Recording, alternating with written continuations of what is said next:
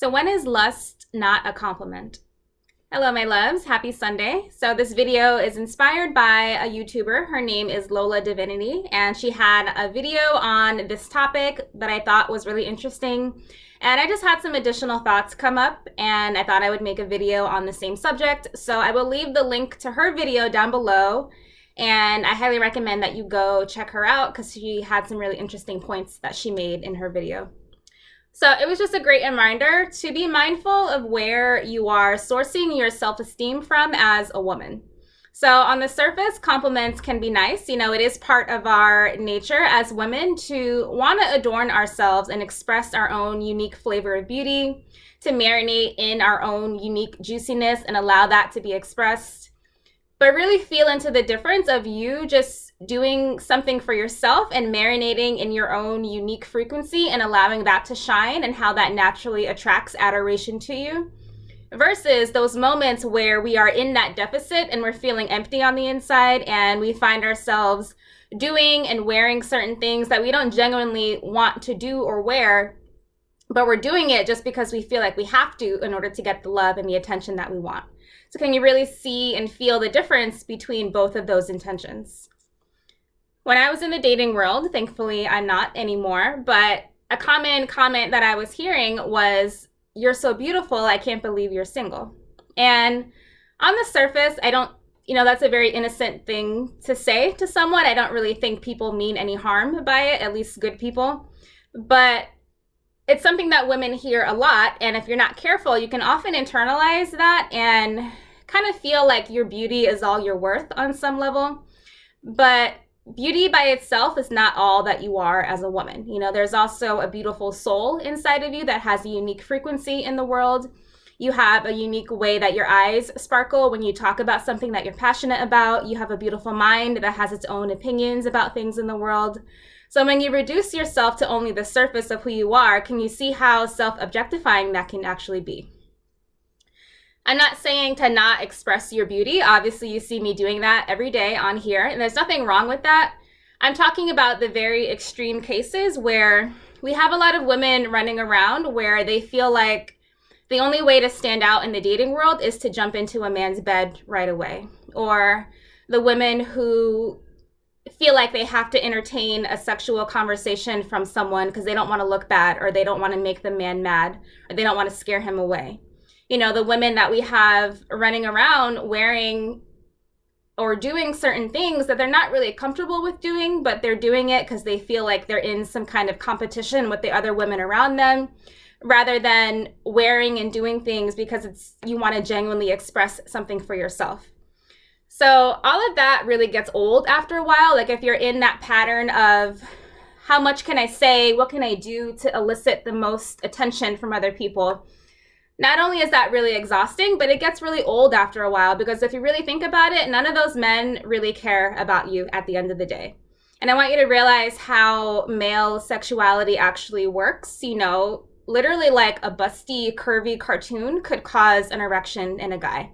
So if you think about it, like lust is really not something that's special. It's something that could happen so easily for them, especially if they're desperate enough. So if you base your confidence on something like that, you actually give away so much of your power because there's no depth there. There's no real value there. And if you really do desire a quality relationship with a really good guy, you have to understand that it's a different process that you need to have in the dating world in order to attract that. And things like jumping into bed right away or throwing your body parts in someone's face, that's not how you get the love that you want. Like it really is a different process that you have to learn in order to attract that higher quality connection that you desire. So do what you want. I don't care about telling anyone what to do with their life, but I do care about where women are sourcing their self-esteem from. So I want to see more of us showing up in the world in that majestic confidence, feeling whole and worthy and divine, who are connected to that sexuality, that sensuality, that beauty, but more so from a place of reverence and self-care, rather than it being because you think it's all you're good for and you think it's something that you have to do and force in order to get love and attention from other people. So this message is really for the 15-year-old version of me who really needed a big sister back in the day guiding her. You know, that little girl who thought using her body was the only way to get a guy to care about her. You know, that little girl who thought being pretty and buying more pretty, sexy clothes was the only way to get attention. You know, who thought attention was the same thing as love. So I want to be that for myself now and sharing the wisdom that I share. And I want to be that for you as well, whether you are 20, 30, 40, 50 years old. I want to be somewhat of a fairy god sister on here and help us understand how valuable we are, like not only physically and on a beauty level, but also like spiritually and in our essence and intellectually. You know, there's so many other amazing things to you, whether that's the way you articulate yourself, the way that you express yourself, your creativity, your talents, how smart you are, you know, and having us be more comfortable in the wholeness of who we are.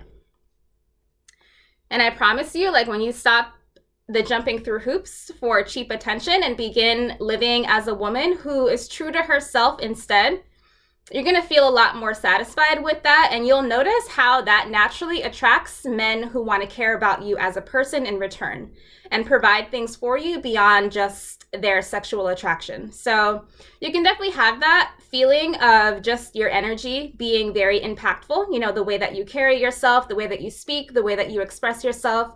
You can have that be so nourishing and impactful and intoxicating that it naturally attracts the love that you want without you having to take your clothes off. And that's actually a really fulfilling feeling that I want more women to be able to experience, you know? So if you want something that has more depth to it, something that has more longevity to it, it really all boils down to what you feel like you deserve, and for you to stop settling for the cheap stuff and really raise your standards on how you want to be treated in the world. So for those of you who want to take this further, my new free masterclass is now open for registration. The 3 majestic confidence secrets that women are using to their advantage to up-level their divine feminine energy in 6 months or less for life. So for those of you who want to take yourself to the next level, you know, and really understand who you are as a divine woman, you know, more on a spiritual essence level, you know, that multidimensional divinity type of level, then my free masterclass is definitely for you. So I will leave the link for you to register to that down below in the comments or in the description, depending on where you're watching this. All right, my loves, thank you for showing up. Happy Sunday. Let me know your insights or your questions or your comments down below. And even if you have a different perspective or an alternative perspective, feel free to share that as well. I'm open to all perspectives on here. Thank you for showing up. I hope you have a beautiful day, and I will catch you later. Take care.